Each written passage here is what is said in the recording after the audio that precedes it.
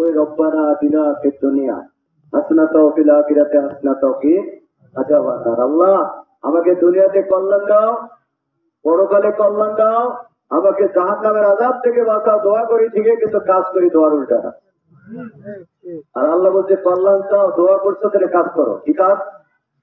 আলাইকুম ওয়ান তুতিকুম, তোমার মাল জান দিয়ে সময় দিয়ে আল্লাহ রাস্তায় তুমি জিহাদ করো, এটাই তোমার জন্য কল্যাণ কাজ। সুবহানাল্লাহ। শুধু তাই না, তুমি যদি এই কাজ করতে পারো, ইয়াগফির লাকুম যুনুবাকুম, তোমার জীবনের সমস্ত গুনাহ খাতা আমি মাফ করে দেব। ওয়া ইয়াদখিলকুম জান্নাত, এবং আমি তোমাকে জান্নাতে দাখিল করে দেওয়ার জন্য। সুবহানাল্লাহ। এর চেয়ে বড় সুসংবাদ আমাদের জন্য আর আছে? এই টিকিটটা আমি বেচাইলাম ভাই, কে দিয়েছে? আল্লাহ।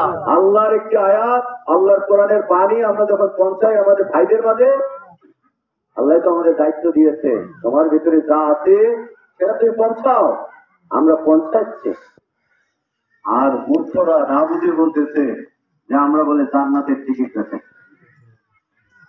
জান্নাতের টিকিট আমরা বেছি না। আল্লাহ তাআলা যে জান্নাতের গ্যারান্টি এবং সুসংবাদটা দিয়েছেন, আমরা সেটা নিজে গ্রহণ করেছি। ওই জান্নাতের আশা, ওই ক্ষমার আশা নিয়ে আমরা আমাদের ভাইদের মাঝেও এই সুসংবাদটা পৌঁছায় দিচ্ছি, যেন আমাদের ভাইরাও এটাকে গ্রহণ করে জিহাদ করে ক্ষমা এবং জান্নাত তাদের ভাগ্যে নসিব করতে পারে। এই জন্য আমরা কাজ করছি। এখন তারা আরেকটা কথা বলে, আমরা নাকি ধর্মের ব্যবসা করি। আমরা কি ধর্মের ব্যবসা করি? ধর্মের ব্যবসা কারা করে? সারা জীবন দেখবেন নামাজ পড়ে না, নামাজ নাই, গোসল ফরজ গোসলও জানে না কিভাবে করতে হয়। গাও দিয়ে পানি ডালি খালি ডলি ডলি ঘষলে মনে করে ফরজ গোসল হয়ে গেল। ওটার যে একটা ফরজ আছে ও জানে না, এত মূর্খ। তার মানে ও নাফাক। সিগারেট খায়, মদ খায়, রাত্রি হইলে নারী ছাড়া চলে না। মাঝে মাঝে মিলাদ মাহফিল আসলে দেখবেন যে টুপি বেড়াইছে, দলের কাহো মারা গেলে টুপি বেড়ায়, জানাজার যে খাড়া হয়, জানাজার নিয়তও জানে না, দোয়াও জানে না। আরে যারা ভোট দেখলে এই ধর্মপ্রাণ মুসলমানদেরকে ধোঁকা দেওয়ার জন্য টুপি বের করে, তারাই হচ্ছে ধর্ম ব্যবসায়ী। আমরা ধর্ম ব্যবসায়ী না, আমরা ধর্মের প্রয়োজনে রাজনীতি করি। আল্লাহ তাআলা আমাদেরকে ধর্ম প্রতিষ্ঠার জন্য রাজনীতি করতে বলছেন। শারআ লাকুম মিনাদ-দীন মা ওয়াসসা বিহি নূহা ওয়াল্লাযীনা আওহায়না ইলাইকা ওয়া ওয়াসাইনা বিহি ইব্রাহিমা ওয়া মূসা ওয়া ঈসা আন আকিমুদ-দীন লা তাতাফাররাকু ফীহি। আল্লাহ বলছে তোমাদের জন্য ধর্ম দ্বীন ঠিক করে দিয়েছে। এর নাম কি? ধর্মের নাম কি? ইন্নাদ-দীনা ইনদাল্লাহিল ইসলাম। আল্লাহর কাছে গ্রহণযোগ্য দ্বীন, ধর্মের নাম হচ্ছে ইসলাম। এটা আমি ঠিক করে দিয়েছি। এটা আমি নূহকে দিয়েছিলাম, যেটা আমি তোমাকে দিয়েছি। এটা আমি দিয়েছিলাম ইব্রাহিমকে, মূসাকে, ঈসাকে। তার মানে সমস্ত নবীকে বোঝাচ্ছেন আল্লাহ তাআলা। কেন দিয়েছি? আকিমুদ্দিন, দিন কায়েম করো, আলা তাতাফাররাকু ফীহি। কখনো আলাদা হইও না, একাকী হইও না, বিচ্ছিন্ন হইও না। তাহলে আমাদেরকে দিন প্রতিষ্ঠার কথা, ধর্ম প্রতিষ্ঠার কথা, এই দায়িত্বটা আমাদেরকে কে দিয়েছে ভাইরা? আল্লাহ দিয়েছে। আল্লাহর দেওয়া দায়িত্ব আমরা পালন করতেছি, ধর্মকে বুকে লালন করে, ধারণ করে। আমরা ব্যবসায়ী না। মাঝে মাঝে আমার পকেটে টুপিও থাকে না, কিন্তু আমরা মন প্রাণ দিয়ে আল্লাহকে সেজদা দিয়ে আসি।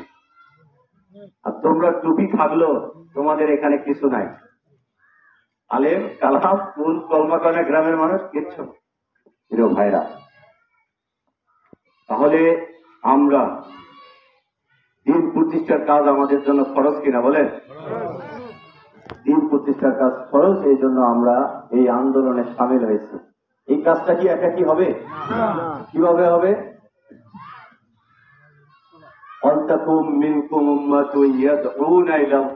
আল্লাহ বলছে তোমাদের মধ্যে অবশ্যই অবশ্যই একটা দল থাকতেই হবে।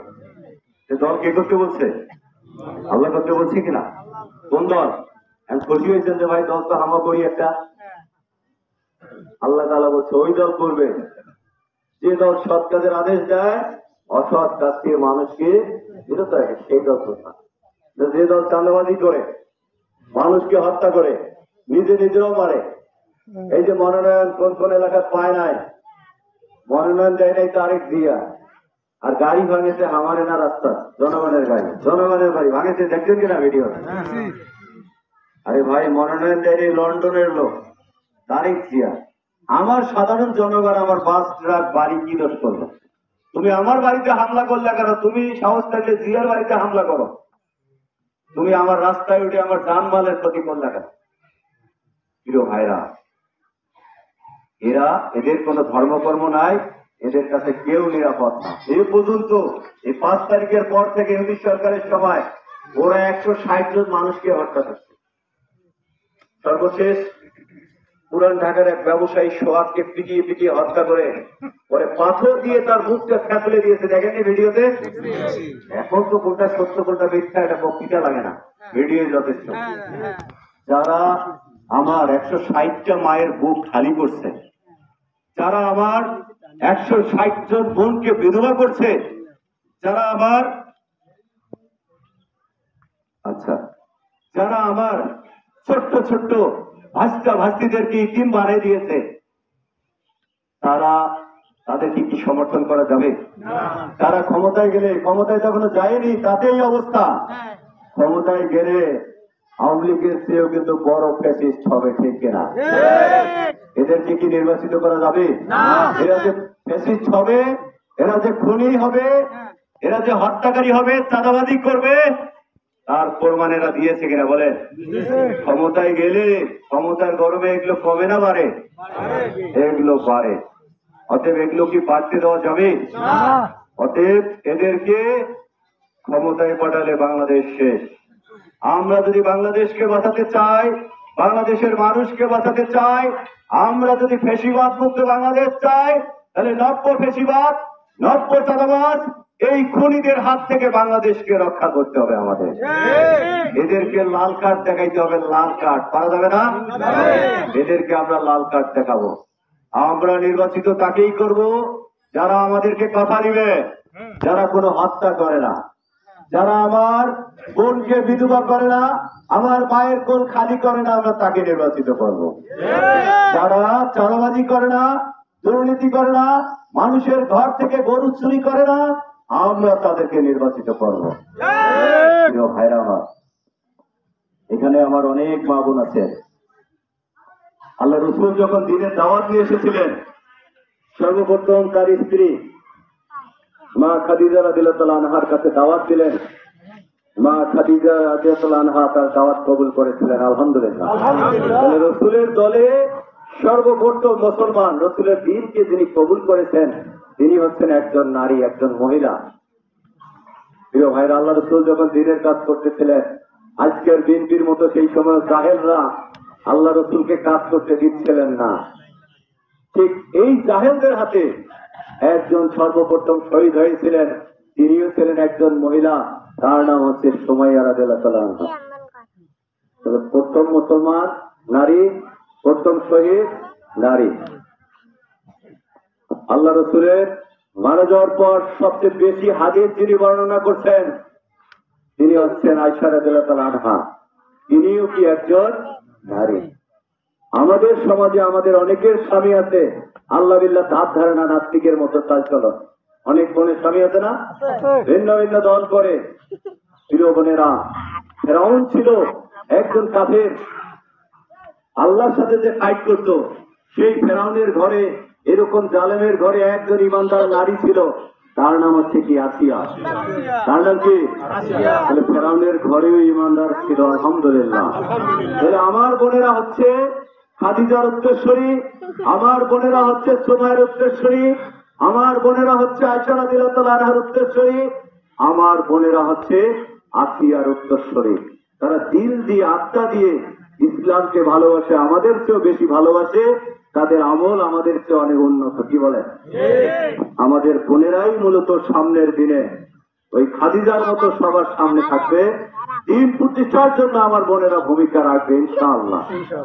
প্রিয় ভাইরা, আমরা তো হচ্ছে নদীর পাড়ের মানুষ নাকি, সবাই আসে, প্রতিশ্রুতি খালি দিয়ে যায়, এখান থেকে চলে গেলে বিদায়। দেখেন আজ আমরাও আসিয়া মনে হচ্ছে মসজিদটা একটা টিউবওয়েল দেই, এটি একটা ব্রিজ করে দেই, জল টাকা গেলে যে কি হইবে ভাইয়া পাওয়ার কথা না। প্রিয় ভাইরা, আমরা অতীতে মিজানুর চৌধুরী চেষ্টা করছে, এবারে আমরা দৃঢ় প্রতিজ্ঞ যে আমরা সরকারি কোন সুযোগ সুবিধা অন্যায় ভাবে আমরা গ্রহণ করব না। এবং এই জলঢাকাতে যত ইউনিয়ন আছে, যত বিচ্ছিন্ন এলাকা আছে, বিশেষ করে নদীর পাড়ের এলাকা, চরের এলাকা, আমরা এই এলাকার লোকগুলোর উন্নয়নের জন্য কাজ করার একটা সিদ্ধান্ত নিয়েই মাঠে নামছি। আমরা এই নদীর পাড়ের মানুষের জীবনযাত্রার মান আমরা উন্নত করতে গিয়ে যে কাজগুলো করা দরকার আমরা সেই কাজগুলো করবো ইনশাআল্লাহ।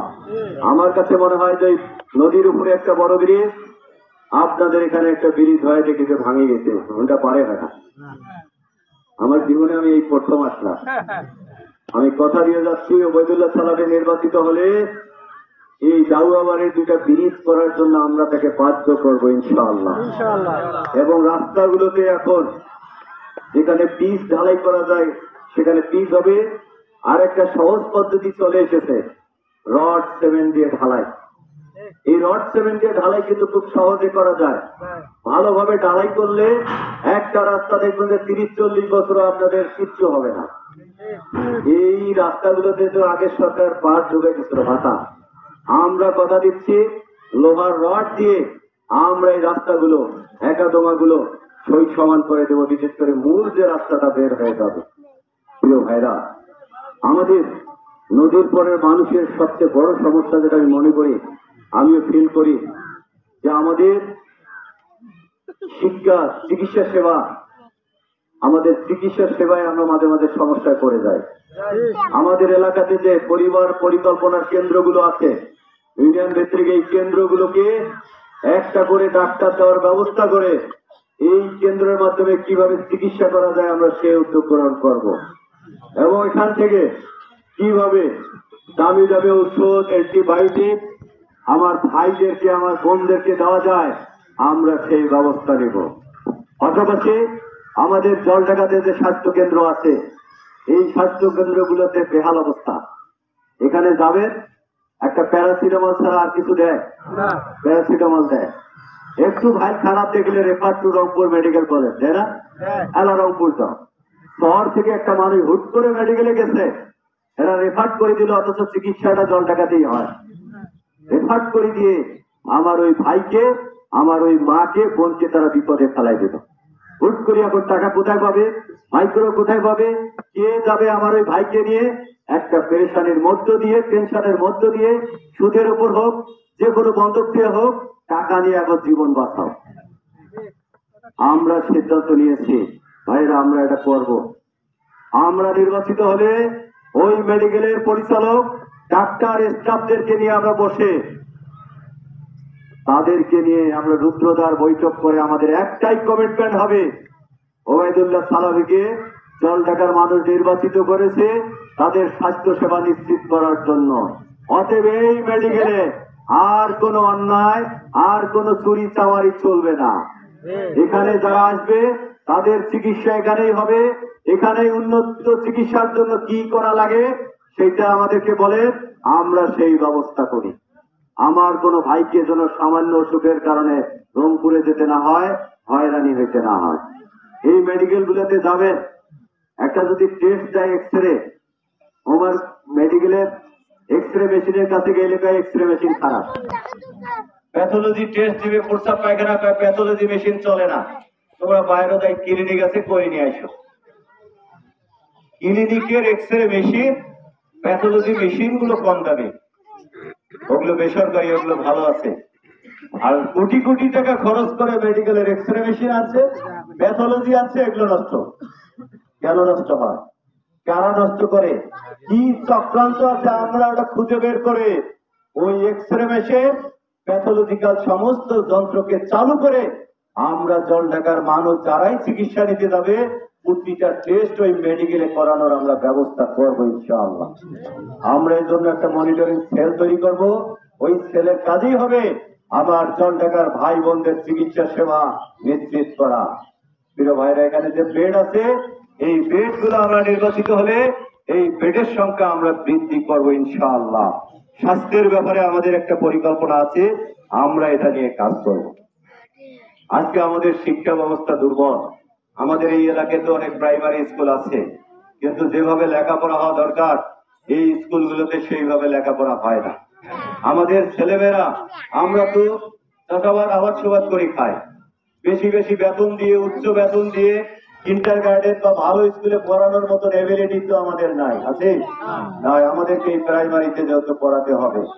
আমরা নির্বাচিত হলে আমরা সিদ্ধান্ত নিয়েছি ওই জেলা শিক্ষা অফিসার, উপজেলা শিক্ষা অফিসার, টিও এটিও সবাইকে নিয়ে বসে পরিকল্পনা করে কিভাবে এই প্রাইমারি শিক্ষাকে আধুনিক করা যায়, উন্নত করা যায়, আমরা সেই পদক্ষেপ নিয়ে আমরা এই শিক্ষাটাকে আমার ছোট ছোট বাচ্চাদেরকে ভাতিজার দোরগোড়ায় আমরা পৌঁছায় দিতে চাই। উন্নত শিক্ষা আমরা এখানেই দিতে চাই। প্রিয় ভাইরা, এই কাজগুলো যদি আমরা করতে চাই আমাদেরকে নির্বাচিত হতে হবে কিনা? আমাদের এলাকায় অনেক মসজিদ আছে, দেখবেন একটু জরাজীর্ণ, টাকার অভাবে এটা নাই ওটা নাই, ভালো উঁচুখানা নাই, টিনের চালি ফুটা হয়ে গেছে, অনেক মসজিদ আছে, আছে না? আমরা নির্বাচিত হলে সবার আগে ওই পাকা মসজিদ না, যে মসজিদগুলো অবহেলিত, যেগুলো সংস্কার দরকার, আমরা জরুরি ভিত্তিতে আগে সেগুলোর আমরা সংস্কার করবো ইনশাআল্লাহ। প্রিয় ভাইরা, এইরকম আমাদের অনেক প্ল্যান আছে। আমরা সর্বপ্রথম যে কথা দিতে চাই, মানুষ তো সবাই মঞ্চে উঠে যদি মাইক পায় উন্নয়নের বন্যা বয়ে দেয়, দেয় কিনা?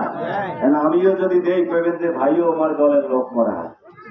এই জন্য আমি বেশি কিছু বলবো না। উন্নয়ন আমরা নির্বাচিত হলে 5টি বছর যদি কাজ দেখাইতে পারে পরের বছর আসবো, কাজ দেখাইতে না পারলে আর আসবো না, এটাই কথা আমাদের। তারা উন্নয়নের বন্যা বয়ে দেয়, এই করবে সেই করবে, কিন্তু আমরা স্বাধীনতার 53 বছরে দেখেছি মসজিদের, অনেক মসজিদের নামে উপজেলায় বরাদ্দ আছে। দেখবে যে ওই এলাকার মসজিদ কমিটির লোক জানে না যে তাদের মসজিদে বরাদ্দ, ওপাকে টাকা তুলি খাওয়া শেষ হয়ে আসছে না? নাই, ময়দানের নামে বরাদ্দ, রাস্তার নামে বরাদ্দ, এলাকার লোক জানে না যে তাদের রাস্তায় বরাদ্দ হয়েছে, কিন্তু ইউনো অফিসের একটা লিস্টের নাম আছে কালুবাড়ির ওই রাস্তা। এখন আমরা দেখতেছি বহু রাস্তার নাম ঘাট, ওগুলোর কোনো কাজে নাই। এমনও প্রতিষ্ঠান আছে উপজেলা অফিসে দেখাইছে পুকুর খনন, পরে ইউনো সাহেব বলছে যে ভাই আপনি তো প্রজেক্ট নিলেন পুকুর খননের, পুকুর তো খনন করলেন না, এখন কি হইবে? বলছে টাকা তো খাওয়া শেষ, এক কাজ কর, আমি পুকুর খনন দেখাইছি, যেহেতু আমি ছুরি নাই, তুই এক কাজ কর, আরো একটা প্রজেক্ট দিয়ে ওটা ভরার দেখো, দেখো ওই টাকাটা নেই, তুই কাকো দিয়ে খা। এই হচ্ছে আমার দেশের অবস্থা কিনা? কিন্তু ভাইরা, আমরা কথা দিচ্ছি, আমি সহ আমরা কথা দিচ্ছি, ওবায়দুল্লাহ সালাফি যে আদর্শকে ধারণ করে, লালন করে, যে ইসলামকে অনুসরণ করে, যে আল্লাহকে ভয় করে, ওবায়দুল্লাহ সালাফি নির্বাচিত হলে একটি টাকারও দুর্নীতি করবে না, কথা দিয়ে যাচ্ছে। তারপরও যদি কোনো অন্যায় করে মানুষ হিসাবে আমরা কথা দিচ্ছি, আমরা ওবায়দুল্লাহ সালাফি হোক আর যত বড় লিডারে হোক না কেন, কেউ যদি অন্যায় করে, অন্যায়কারী কোন লোক আমাদের দলে থাকতে পারবে না, তার ব্যাপারে আমরা পদক্ষেপ নেব। আমরা কথা দিচ্ছি, আমি নিজে এবং আমরা দুর্নীতি করব না, অন্যায় ভাবে কোন সুযোগ সুবিধা গ্রহণ করব না, আমাদের দলের কাউকে আমরা দুর্নীতি করতে দেব না। তারপরও মানুষ তো লোভ লালসা আছে, কেউ যদি এই লোভ লালসা নিয়ে জামাত ইসলামী করি থাকে, মসজিদে যদি ছোটখাটো ভুল করি থাকে, আজকে আমি এই মঞ্চে তাদেরকেও সাবধান করতেছি, যদি এরকম কোন ধান্দা থেকে সরকারি সুযোগ সুবিধা নেওয়ার, জামাত ইসলামী আপনার করার দরকার নাই। ওই চাঁদাবাজির দল, ওই টেন্ডারবাজির দল, ওই সন্ত্রাসের দলে গিয়ে আপনি আজকে যোগ দেন। আমাদের দল তারাই করবে যারা আল্লাহর সন্তুষ্টির জন্য মানুষের সেবা করতে পারবে নিঃশর্ত ভাবে। আমার আমির জামাত বলছে, আমরা কোনো সুবিধা নেব না, আমরা কোনো নেতা হব না, আমরা হব জনগণের সেবক। প্রিয় ভাইরা, আমরা সেবক হিসেবে আপনাদের পাশে থাকতে চাই। আমরা যদি দুর্নীতি মুক্ত থেকে মসজিদের জন্য, ময়দানের জন্য, রাস্তার জন্য কাজ করতে পারি, মানুষের চিকিৎসার জন্য কাজ করতে পারি, এটা নিঃসন্দেহে সবের কাজ, মহৎ কাজ কিনা বলেন? এই কাজের সবটা কি আমরা একাই পাবো নাকি আপনারাও পাবেন? সূরা নিসায় বলা আছে, 85 নম্বর আয়াত খুলে দেখবেন, যে ভালো কাজের সুপারিশ করবে, যে ভালো কাজে অংশগ্রহণ করবে, সে ওই ভালো কাজের অংশ পাবে। সুবহানাল্লাহ। সালাফি নির্বাচিত হয়ে যত ভালো কাজ করবে, প্রতিকারে আপনি অংশ পাবেন, কারণ আপনার ভোটে সালাফি নির্বাচিত হয়েছে। আবার ওখানে এটাও বলা আছে, কেউ যদি খারাপ কাজ করে তারও অংশটা নিতে হবে।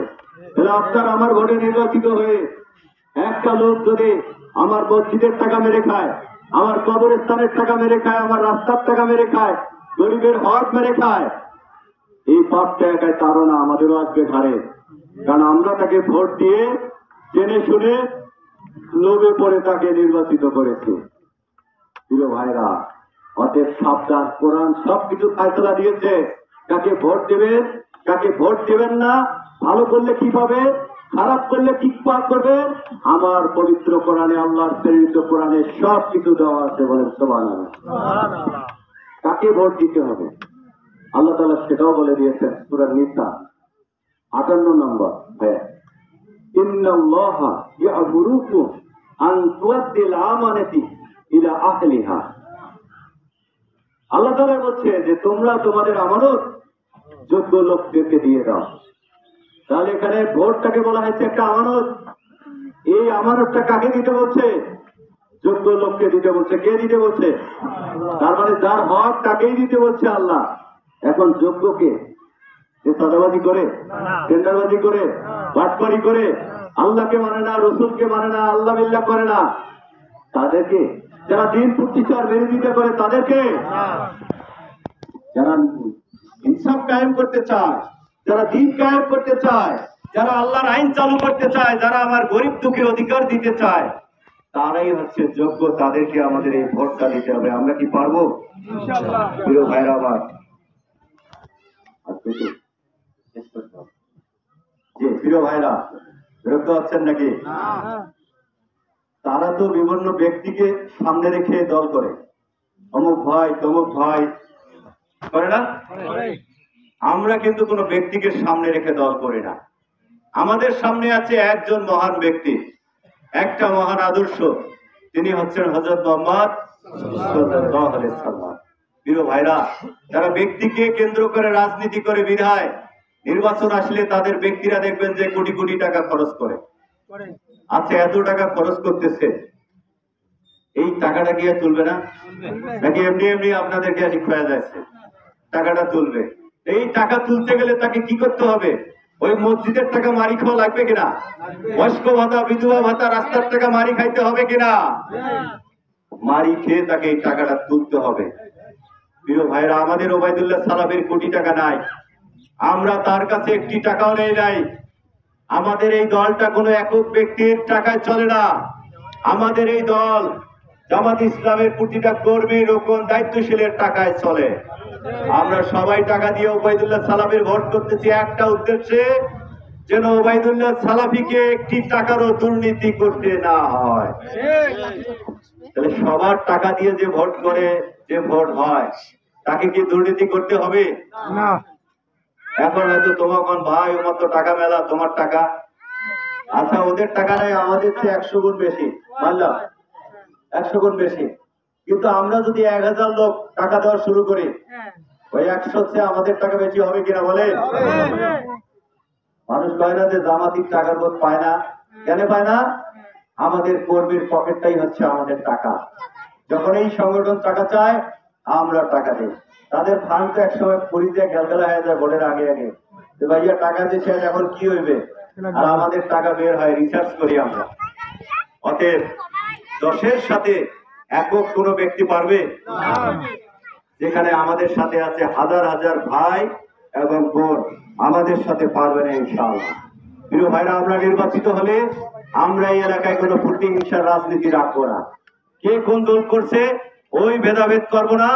আমরা নির্বাচিত হলে আমরা এটাই মনে করব, এই ডাওয়াবাড়ির সমস্ত লোক আমাদের ভাই, তাদের সেবা করাই হচ্ছে আমাদের নৈতিক দায়িত্ব। আমরা অযথা কোনো ভাইকে হয়রানিও করবো না, মামলাও দিব না, তাকে দোলাবাড়ি আমরা খেতে নিয়েও যাব না ইনশাআল্লাহ, কথা দিয়ে যাচ্ছে। প্রিয় ভাইরা, আগামীতে দেখা হলে আরো অনেক কথা হবে। আমরা শুধু আপনাদেরকে অনুরোধ করবো, আসেন, আর কোনো মতভেদ না। আমরা আল্লাহর দিনের জন্য সবাই ঐক্যবদ্ধ হই। আল্লাহর দিনকে প্রতিষ্ঠার জন্য ওবায়দুল্লাহ সালাফি এই আসনে নির্বাচিত করতেছে। আল্লাহর দিনের জন্য আগামীর সংসদকে কোরআনের সংসদ করার জন্য আমরা কি সবাই ওবায়দুল্লাহ সালাফির সাথে থাকবো ইনশাআল্লাহ? দিতে পারি সবাই থাকবো ইনশাআল্লাহ। মহান রব্বুল আলামিন যেন আমাদেরকে মৃত্যুর আগ পর্যন্ত তার দিনের পথে কবুল করে। আমরা যেন তার দিনের পথে আগেও ছিলাম, এখনো আছে, ভবিষ্যতেও আমরা যেন থেকে আল্লাহর ক্ষমা এবং জান্নাত কপালে নসিব করে দুনিয়া থেকে বিদায় নিতে পারি। আমার তৌফিক ইল্লা বিল্লাহ। আসসালামু আলাইকুম ওয়া রাহমাতুল্লাহ।